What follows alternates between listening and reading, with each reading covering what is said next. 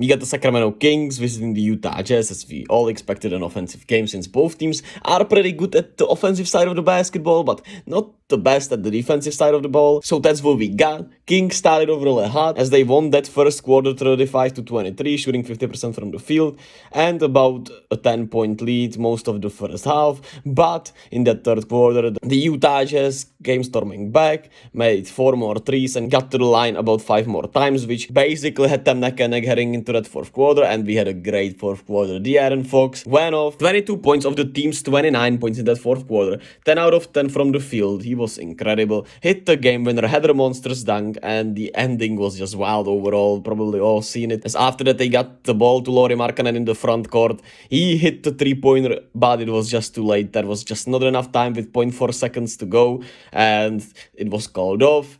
The Kings win. What a game. What a crazy stuff we saw. And what I found wild, both teams have pretty solid benches, but the Kings bench got outplayed, absolutely outplayed tonight. 8 points to the Jazz 26, and nobody was able to make any impact off the bench for the Kings, while the Jazz certainly got something from the bench. And the Kings bench just didn't have it tonight, but all the starters stepped up, all in double digits. 19 for Harrison Barnes, 16 for Murray, 16 for Kevin Huerter, all efficient, over 50% from the field. You had 21, 14, and 8 for Sabonis, which is his usual stat line. And De'Aaron Fox at 37, 3 and 6 with those 22 points in that fourth quarter and the game winner on the night. So a huge step up for the starting lineup of the Kings, and they needed every bit of it, as they, need to win more of these games, especially on the road, if they want to, seriously have a great seed heading into the playoffs and make the playoffs, because nothing is certain in this Western Conference, it seems like, this year. And on the Jazz side, you got Lauri with 28 and 8, 15 of 15 from the free throw line, which is insane. He's been a great free throw shooter, and 15 of 15 is just crazy.